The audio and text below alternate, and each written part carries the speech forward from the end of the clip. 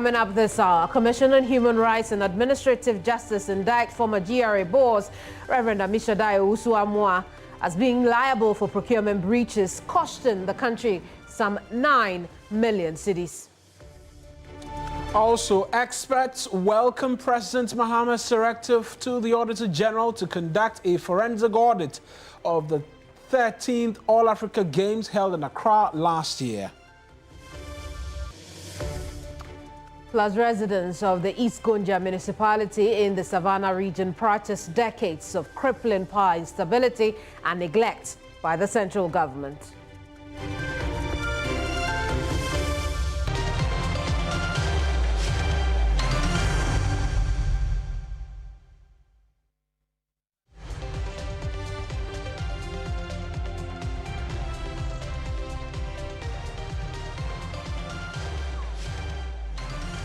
It's News Central, live on TV3. I'm Kemini Amanor. And I am Mawuena Egbeta. The bulletin starts right now.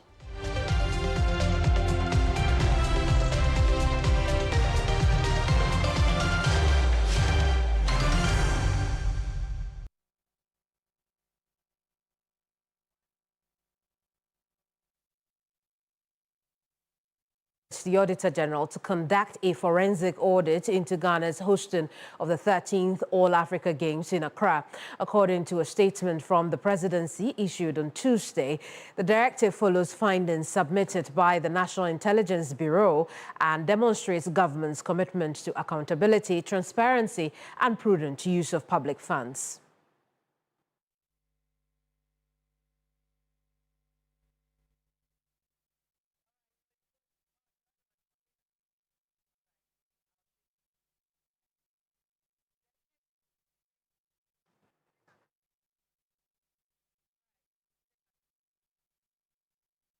Well, let's tell you a bit more from that statement calling for a forensic audit, or more like ordering a forensic audit.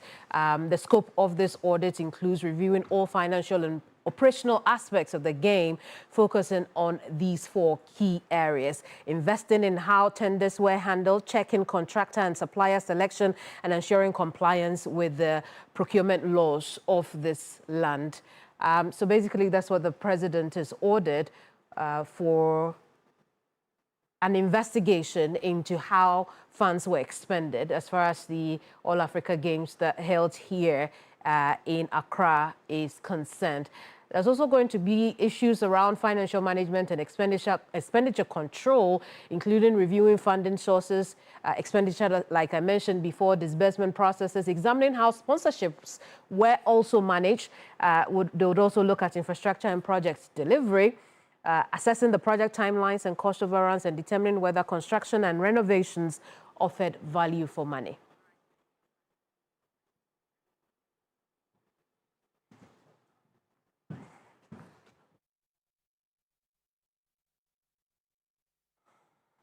Sports analyst Nana Agyemang, who has done a lot of write-ups about corruption within the sports fraternity, is joining us with a bit, for a bit more on this. So let's chat about this now, Nana. Nana, good afternoon to you. Obviously, this is good, very timely, isn't it?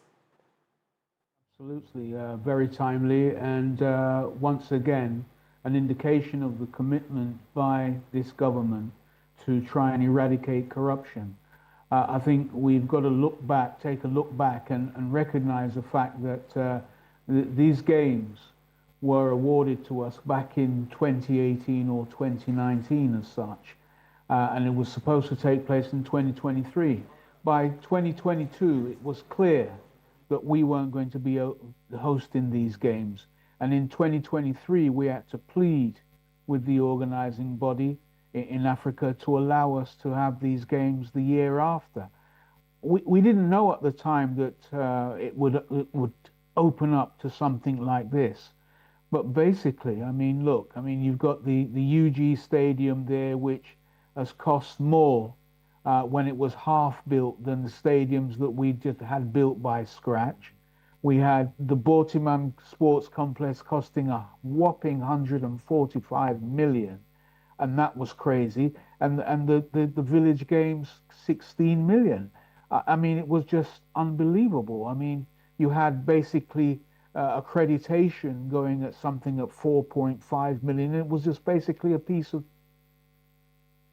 and a small picture on there. So, I mean, the thing about it is the minister, Honourable Yusuf. I mean, he just went overboard. It's seriously overboard because I mean, procurement and everything was done by him, and it can't be done that way. There was no accountability. There was no transparency. There was absolutely nothing.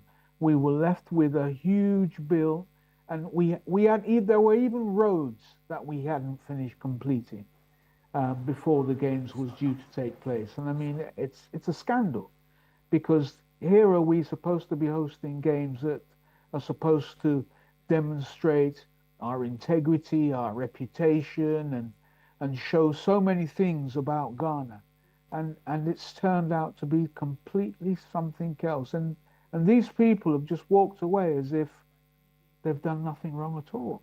But I'm sure that when the Auditor General provides the report in December, we're going to be even more shocked than we are now.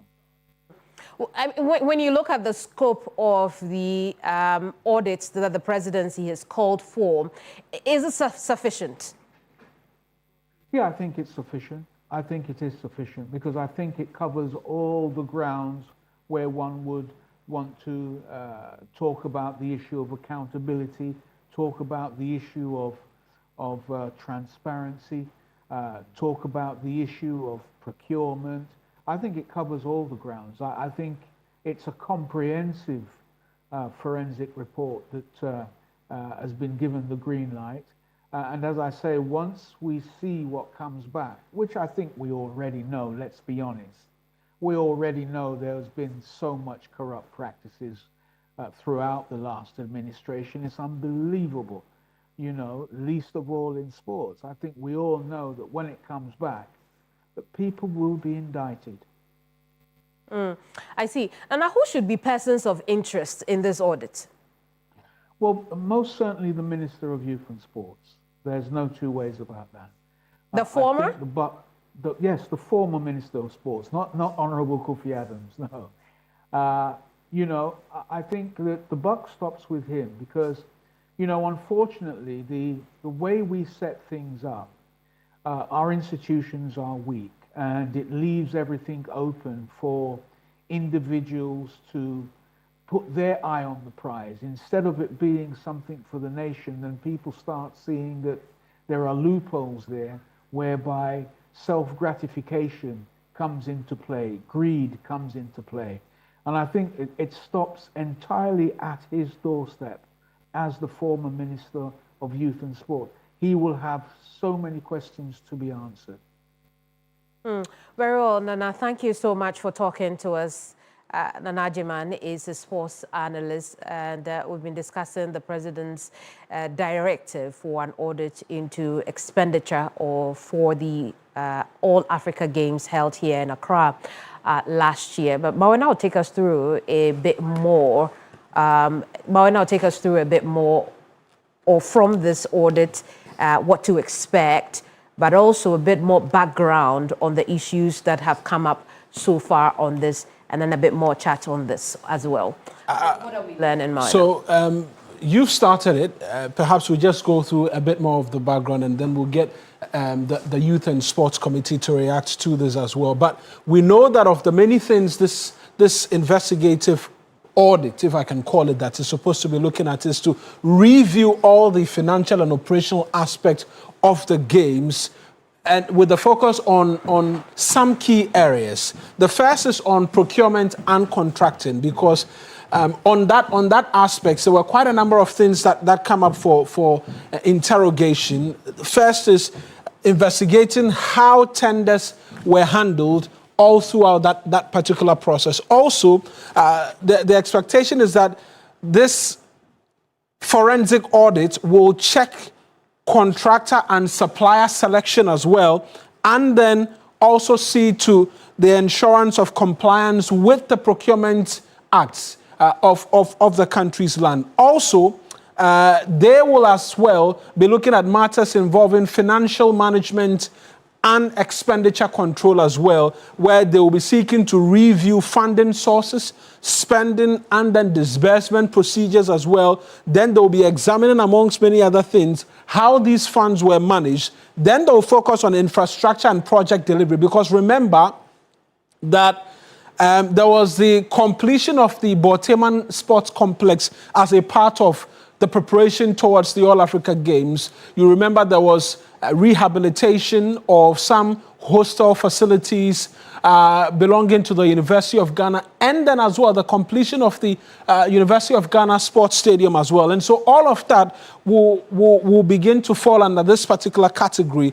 where they will be, amongst many other things, seeking to assess project timelines and cost overruns, determine whether or not construction and renovations offered value for money, and as well a bit more in terms of institutional performance, where they'll evaluate how government agencies and committees coordinated during the planning and execution of the events. But we can speak to the chair of the sports, the Youth and Sports Committee right now, the Honorable Ernest Nogbe, and find out from them what they make of this as well. Because, Mr. Honorable, thank you very much for speaking to us. At the time, you were in opposition. You had raised quite the concern in relation to the expenditures and a number of the issues that had come up as a result of this particular games. Having heard the president, or having seen the president now provide this direction and timelines, clear timelines to which all of this is expected to happen, does this satisfy you vis-a-vis the promise you had made while in opposition? Well, thank you very much, and good afternoon to your viewers as well as listeners. Yes, that is the fact. And as a committee, a report came to plenary where Mr. Speaker also referred same report to the committee to look into. And the fact of the matter is, we started looking into the report. And per what we have seen as a committee and what we have heard, we invited all the stakeholders. They spoke to us. They did their presentation. And what we have realized and what we have seen, in fact, eyes cannot comprehend. And so we deferred the matter to a later date, where we wanted, as a committee, to have a public hearing on the matter. Because the first time we decided to listen to them, listen to the operatives under these circumstances, and upon listening to them, so many questions came up. We decided to, concerning procurement issues, especially awarding of contracts, disbursement of funds, selection of suppliers, selection of caterers, a whole lot, renovation, etc. It appeared it was a one-man show, and we decided that no, this one we need to do a public hearing on that matter. So yes, it is true that there were some other things that were found in there, and when the president made this decision that there should be a forensic investigation, yes, I think it is a step in the right direction, and we in Parliament as a committee, we have also not stopped looking into the report that was referred to us by Mr. Speaker.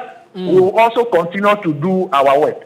And so I think it's a step in the right direction, because, my brother, what we have found out in that report and in their presentation is something that we need a forensic investigation, and every Ghanaian must be aware of what is happening in there.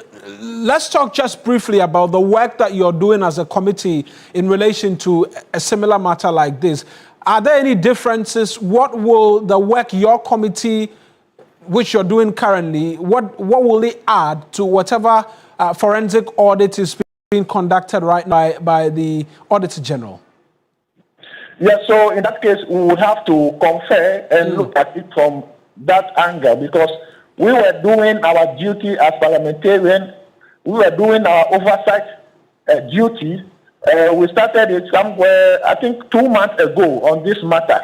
And now that the president has come out to say that there should be a forensic investigation, we'll have to go back to the drawing board and then confer with Mr. Speaker and the leadership and see whether we need to go ahead with it, because the work of Parliament is different from whichever investigative body that is going to engage in this one. So we have to confer with them. But the basic line is that there are a lot of issues in that report, in that representation that were given to the committees at that time, and we decided that we were going to do public hearing because we realized it was of public interest. The matter was of public interest as at last year, and so there's a need for us to go public. We will confer with leadership and Mr. Speaker himself that Mr. President has ordered that there should be a forensic investigation, whether we should continue with our investigation or not, or our work as a parliamentarians or as a committee or not. Mr. Speaker and then the leadership of Parliament will determine. On criticism that it's taken too long for this forensic audits to have been commissioned by the President, and for even you in Parliament as well to have rounded up your work in relation to the happenings during the 13th All Africa Games. Yes, you know the matter during the period, the recess period, the matter was with the YOCO or either YOCO or investigative bodies. So we were reluctant. We were looking at it from that angle, whether we're going to do duplication of effort or resources, what will be the impact of the work of Parliament, what will be the impact of the investigative body. But be that is made, we took the bull by the horn and we went into the matter. But in realizing what were coming out from that matter, there's a need for us to go public. Yes, I understand that it's taking too long, but by and large, if you do a quality job, no matter how long it takes, and the outcome is what every Ghanaian expected, or you do a very good job that the outcome represents the position of the report of the work or investigation, I think it's also a good step. And so, by and large, for the committee, if go ahead is given to us today, we'll be able to run up our investigation and then submit our report. That was not the only report that was referred to us. There were other reports that were referred to us, which we have worked on. But if the order is given to us at any given point in time, within the shortest possible time, we will come out with our report, because we have started the proceedings already. We have come out with preliminary outcomes already, and it will not take long. We just want Ghanaians to hear for themselves what we have found out. That is why we wanted to go to do public hearing. Honorable, I appreciate you speaking to us. That's Ernest Henry Nogbe. He's a Shaman Member of Parliament, as well as the Chair of the Youth and Sports Committee, speaking to us as well this afternoon on the latest that we're getting from the presidency on a forensic audit in relation to the 13th All Africa Games. But we'll move away from that and get into other subject matters right now, because the troubles of immediate past Commissioner General of the Ghana Revenue Authority, Reverend Dr. Amishadai Usuamwa, appear far from abating. The former GRA boss, who is under investigations by the Office of the Special Prosecutor, is now to serve a 5-year disqualification from public office after Shraj found him complicit in procurement breaches during his time as GRA boss. The Commission on Human Rights and Administrative Justice, Shraj, says its investigations into a petition arising over the purchase of vehicles found Dr. Usuamwa liable for causing financial loss to the state to the tune of some 8.7 million cedis. He has subsequently been referred to the Attorney General for prosecution. And this afternoon, we'll walk you through some of the findings and what the decisions have been by the Commission on Human Rights and Administrative Justice right now. And we'll get into those details right now for you, what the findings were. Just brief details, because it's a 157-paged report, and obviously we can't bore you with all of the details. But of importance is that he's been found liable of causing financial loss to the state to the tune of some 826,000 plus US dollars. If you work the math into cities, 8.9, almost 9 million cities is what is attributable to him in terms of causing financial loss to the state. But of the decision that has been arrived at by Shraj, they say that the respondents, being Reverend Dr. Amisha Dayamoa, be disqualified from holding any public office for all periods of 5 years from the date of this decision. And so a 5-year ban, you can call it that, from holding public office. And also, the commission is referring him, as well as the directors of the 3 companies, because there were 3 companies involved in all of these procurement processes, to the Attorney General for possible prosecution and the recovery of the sum of this near 9 million that we see as loss to the state. And then, and so these are the details in terms of what it is that the Shraj, the Commission of Human Rights and Administrative Justice, has found against the former Shraj boss. Let's speak to the chief crusader of the Crusaders Against Corruption, Ghana, Emmanuel Wilson Jr., on this latest. Mr. Wilson, I appreciate you speaking to us. Having read excerpts of the report, what do you make of the findings against the former GRA boss? A thorough work done, or a lot more room in terms of what was presented to them and their own investigative work? Mr. Wilson, can you hear us? Mr. Wilson, can you hear me? Yes, I can hear you. Did you hear my question as well? Can you repeat the question, please? I'm asking if what you've made of the entirety of the report, with the understanding that you've read it, you think good enough work done? Well, I will obviously not want to underestimate or underrate any state institution's work, knowing very well that the tools and what information is available to them, I may not be so much privy to. We want to believe in state institutions. So the report that has come out, I want to say that, yes, as far as Shraj is concerned, this is the report they have given. We are supposed to work with it. So a different or a contrary report. Now, having said that, after going through the report, it's a bit amazing. Amazing that such things are happening in this country. When over the past period we've been talking about the best avenue to fight corruption, it looks like we are not making significant progress as far as our expectations are concerned. The other thing that is of a worry to me is the fact that we have to always wait for a change in government because before this exposure comes up.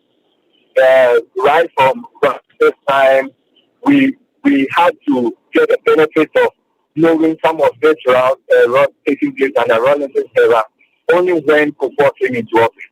The same thing happened. We got to know a bit more of the route taking place under Kufuor only when Asamoah came into office. And it has been the same thing today as we speak. If we do not take care, knowing very well that human institutions are always exposed to corruption and corruption-related matters, it is very likely, and I will not be surprised, that whether 4 years, 8 years, 15 years, whatever years, after the NDP has left office, there's a higher possibility that we may be experiencing similar things. And so it actually raises an issue. The issue is, what is it as a country that we are not doing right? That seems like we're having the same thing reoccurring over and over and over. And if you ask what exactly we are doing which is not right, I will be quick to tell you that our approach in fighting corruption is what we are doing and doing it wrongly. We are adopting a reactive approach over the past years instead of adopting a proactive approach. The proactive approach talks about building systems to prevent the occurrence of that. How come Anisha Dai could, be in part of such roles? Even internally, JRA, didn't they have finance officer? Didn't they have internal auditor? Didn't they have an accountant? Didn't they have an administrator?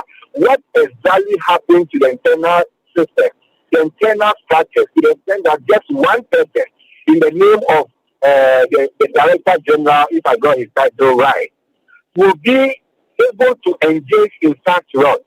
What happening to the public procurement? Because in every institution, outside the Public Procurement Authority, every public institution is supposed to have a procurement department headed by a procurement officer. What happens to that procurement department?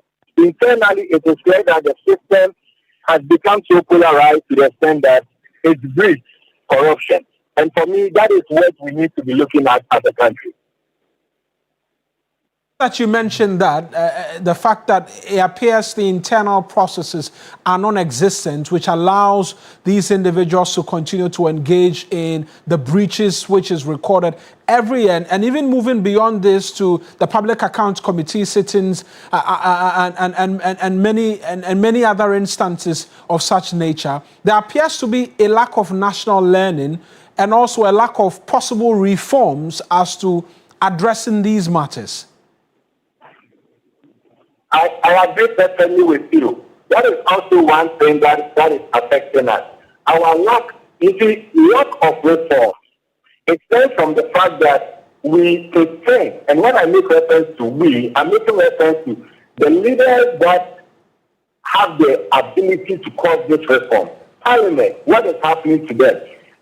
Public Accounts Committee, which is a subset of Parliament, what is happening to them? In fact, when you go to Parliament, we have committees that are supposed to be in charge, specifically in charge of various sectors of our economy. So the committee that is supposed to ensure that this thing will not even reoccur. What happens to that committee? We are also talking about other institutions such as the Auditor General's Department. What happens to that? So clearly, the reforms that need to be done are reforms that are supposed to be championed by these same individuals who, for whatever reason, have created the impression to me personally that when the system is weak as it is, or polarized as it is, they are comfortable because they benefit from it. I'll give you a typical example. How many years on have we talked about reforming our 92 Constitution? What has happened to it? You see, when you look at the 92 Constitution, for instance, it's centralized power.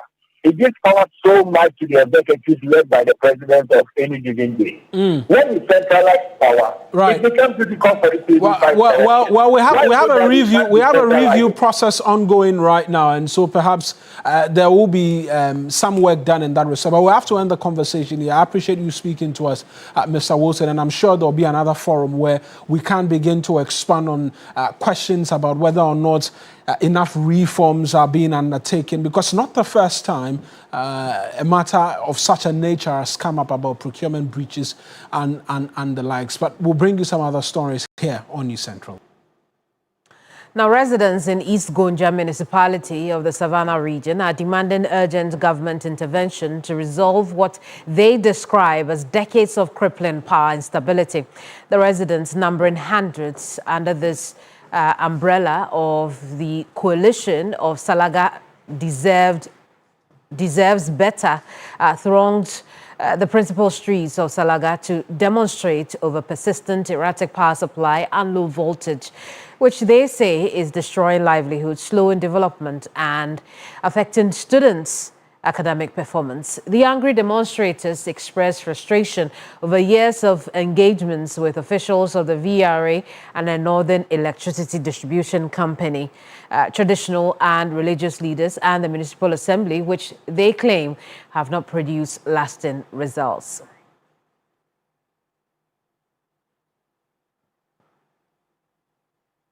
Nadra Mohammed is our correspondent in Salaga. Nadra, what's the situation this afternoon there?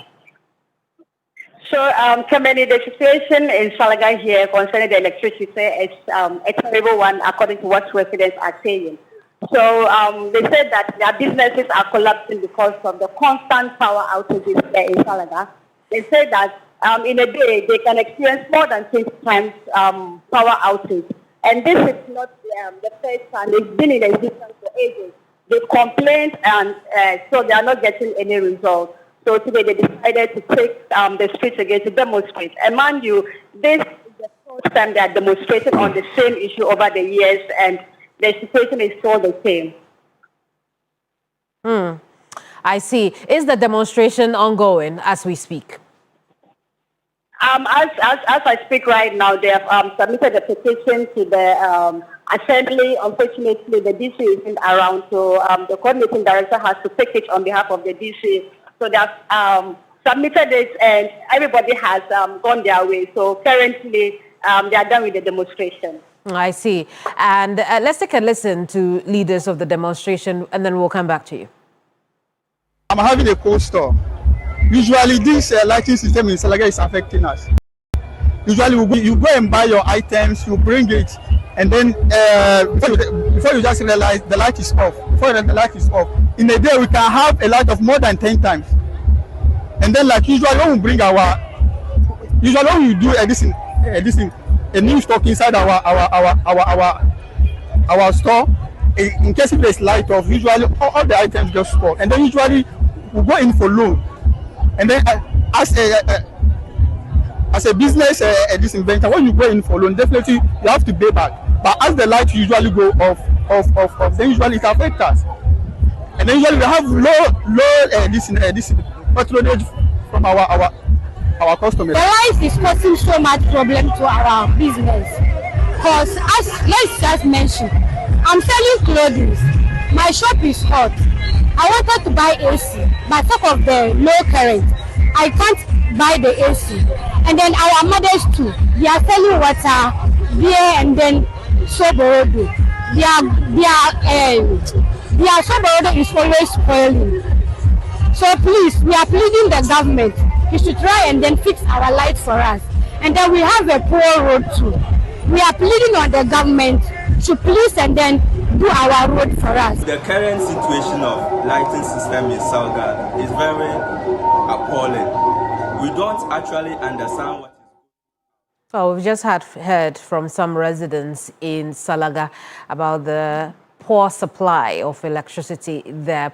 Nadra, what has NEDCO officials, or what have NEDCO officials said about the situation?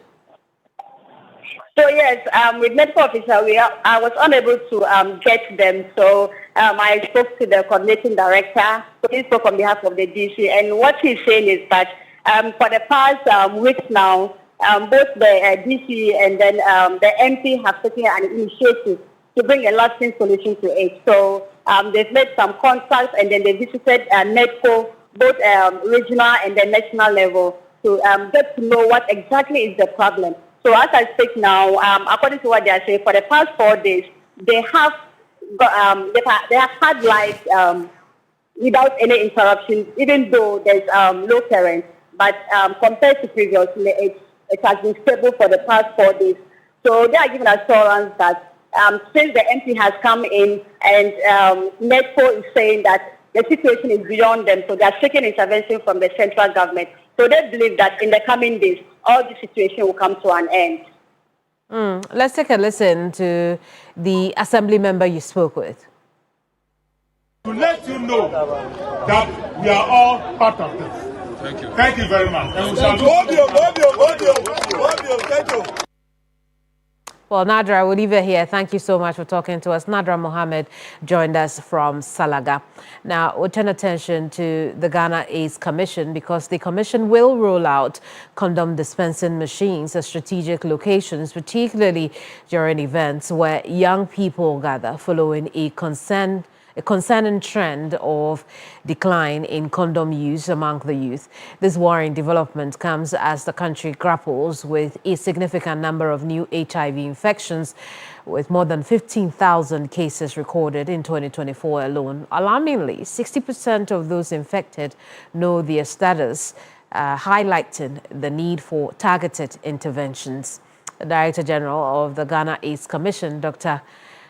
Kamisil Prosper Akambong, spoke during the launch of the 2025 World AIDS Day here in Accra. It's very important. Condom accessibility is a big problem. And most often people don't just buy condoms because you go to the pharmacy, you say, oh, can I get a condom? You look at you from head to toe and say, and that is a part of stigma of condom use. But if we make it just accessible, I mean, in a very vantage place, be it a drinking bar, the sports stadium, lorry station, nightclubs. I mean, you just go and drop your coin there, and 3 packs come to you, and it's in your pocket, and you're ready to use. It's discreet, it's exclusive, and you don't have to face that stigma. We started it some time ago, but these machines are all broken down. And with what is happening right now, we need to have innovative machines that can easily distribute that, because it should come with a message. As you pick your condoms, you get a message that this pre-exposure prophylaxis is available to you, post-exposure prophylaxis is available to you. And you have covered most universities. There are whole weeks. What happens? There's always a lot of demand for this. 10, 15 years ago, the airways were full of HIV, AIDS messages. And we hardly hear that. Over the past 10, 15 years, we've not heard anything. Meanwhile, the Ghana HIV/AIDS Network is urging the government to operationalize the National HIV/AIDS Fund, warning that the fight against HIV/AIDS may be severely hindered without it. In 2016, Ghana took a significant step towards combating the viral disease by establishing the National HIV/AIDS Fund, mandated by the Ghana AIDS Commission Act.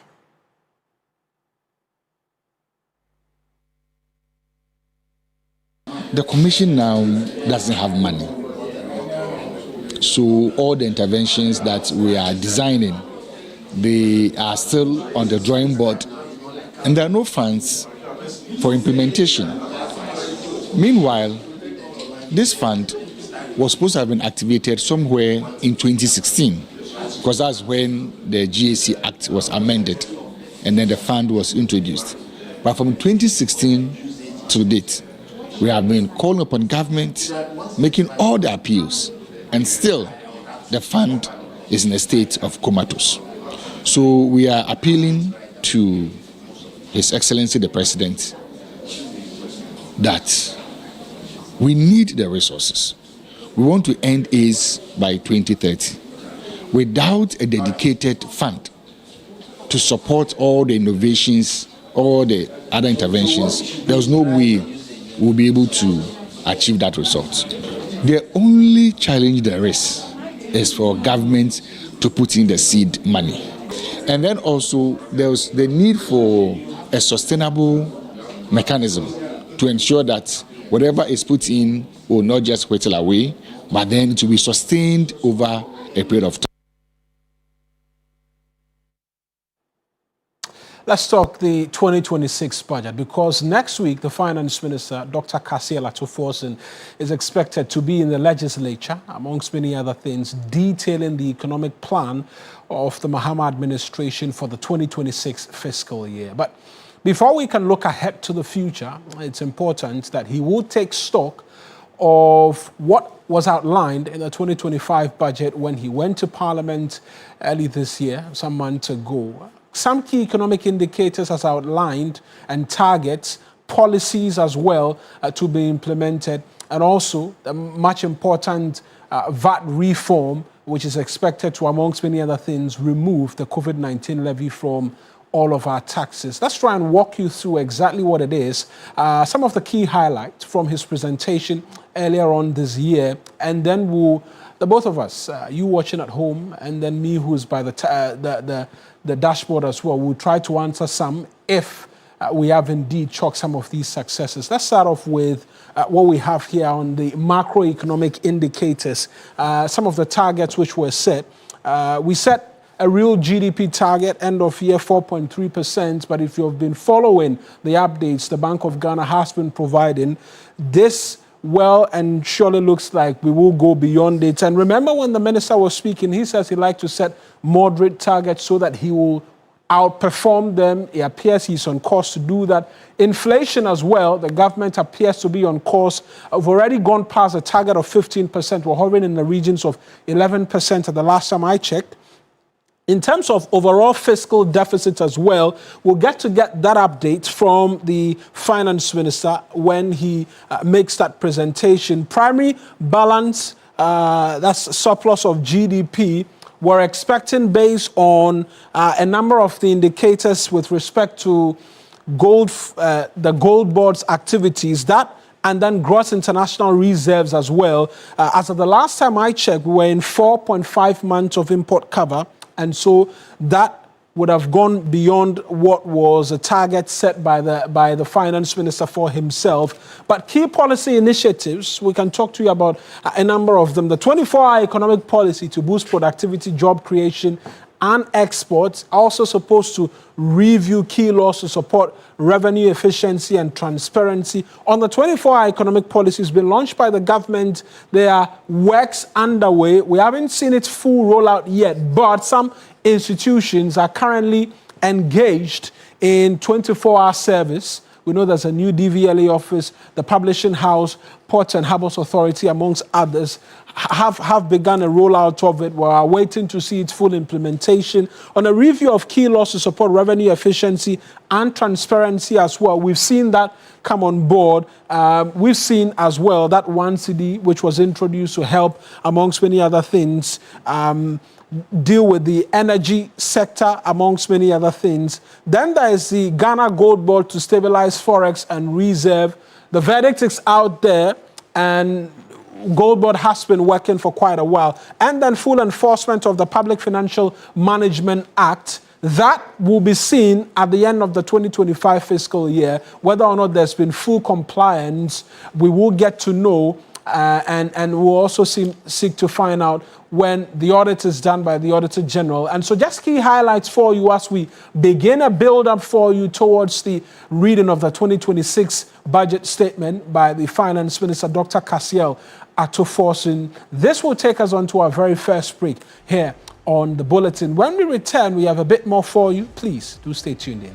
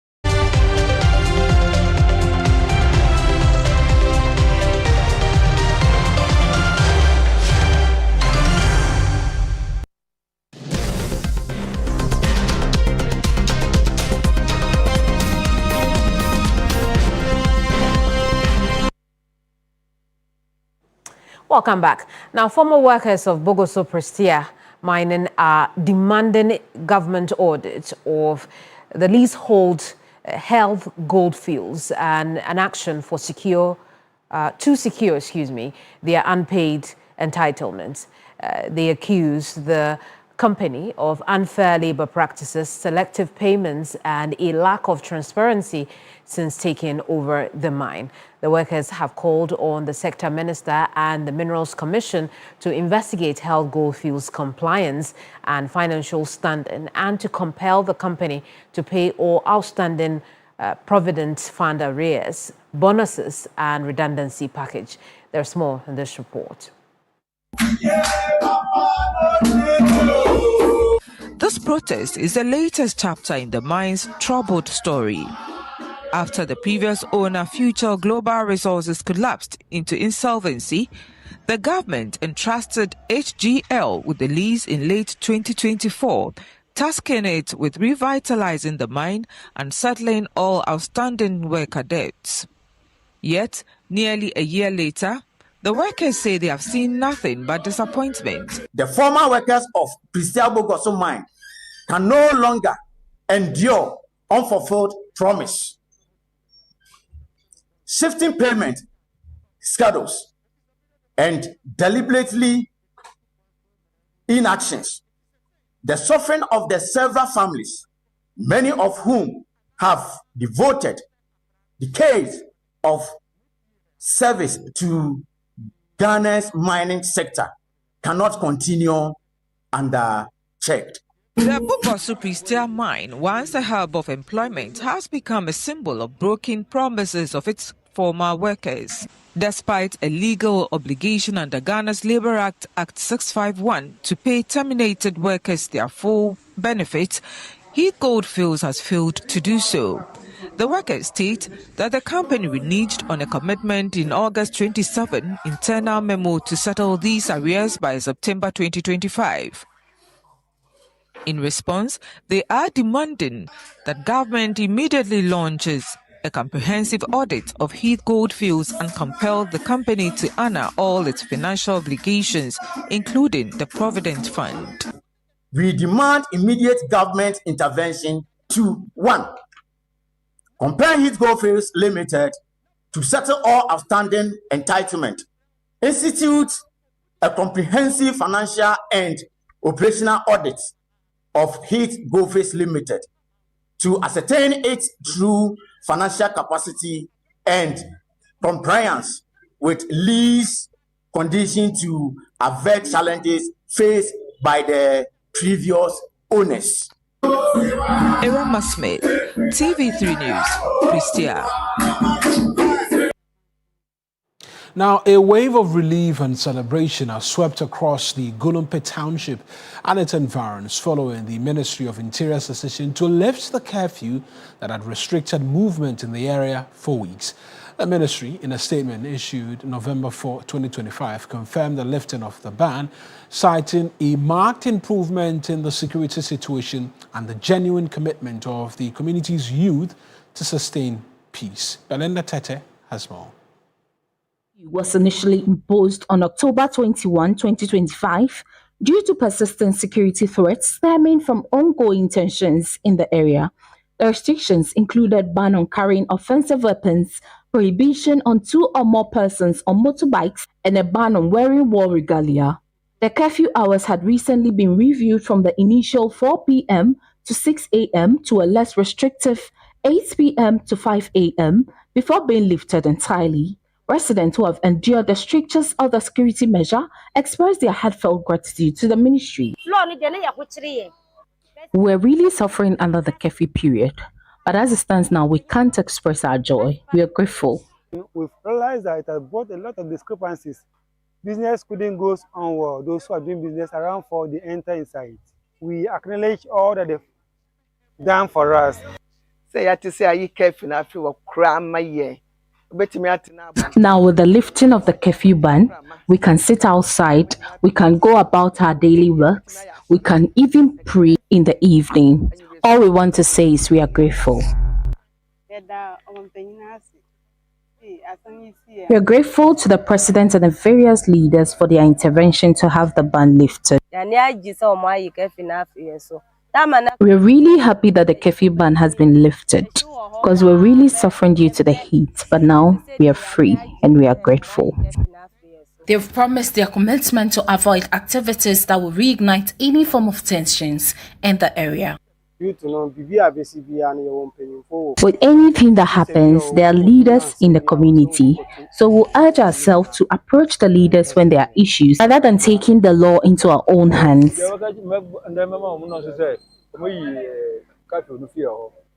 We should all be one from now onwards. If you offend a fellow, apologize and let's move forward. Fighting is always not the best.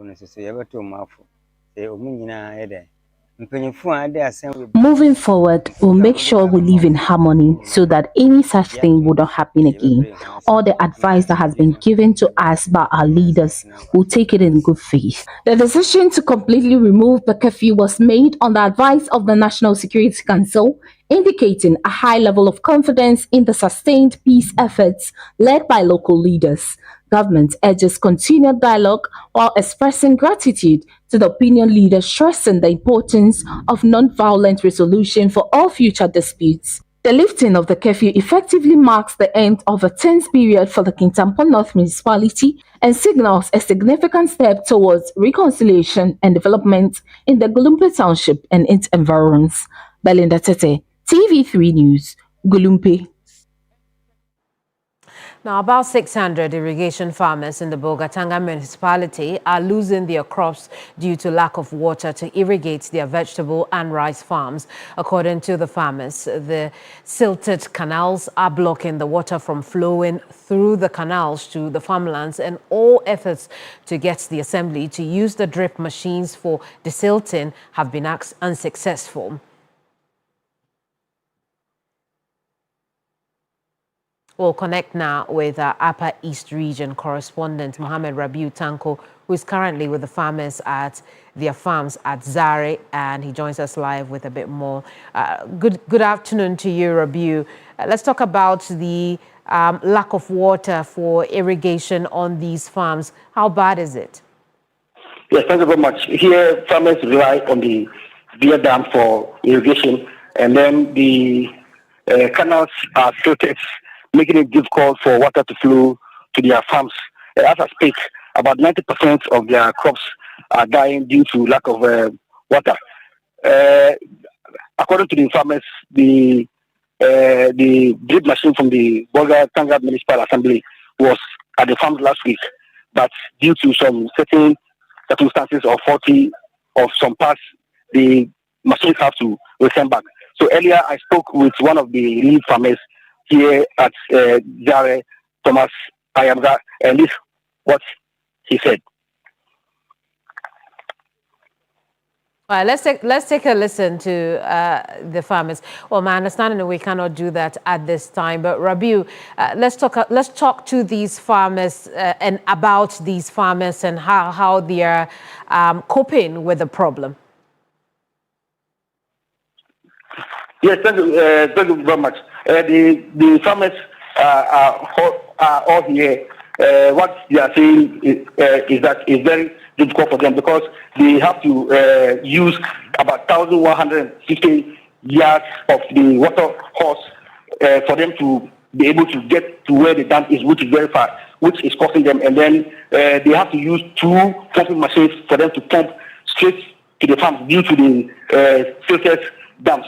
So, like I interviewed earlier, this is what they said, but due to time, we may have to play their interviews in the subsequent bulletin. I see. We'll leave it here. Thank you so much for talking to us. Rabiu Tanko Mohammed is our Upper East Region correspondent. We can now take a listen to some voices from the farms. Most of the crops here, more than 300 acres, that's how they are. They are all dying just because we can't get water to water them. If you need water, you have to take about 1,500 hoses, which you require about 3 pumping machines to be transporting from one generator to other before you can get here. The MP came and did some. He worked for 2 days and they said they were going to service the excavator. It's getting to a week now We don't know how long an excavator is service. And the crops are dying. So what uses are greetings to a dying body? When the crops die and you now come and open the water for us, what are we now going to use it for? We have some of our brothers that have come even from the Galamsey side because they said they shouldn't do Galamsey. They are first timers who want to invest in the agri sector. But now look at how we are all crying. That'll be all for Regional Hub.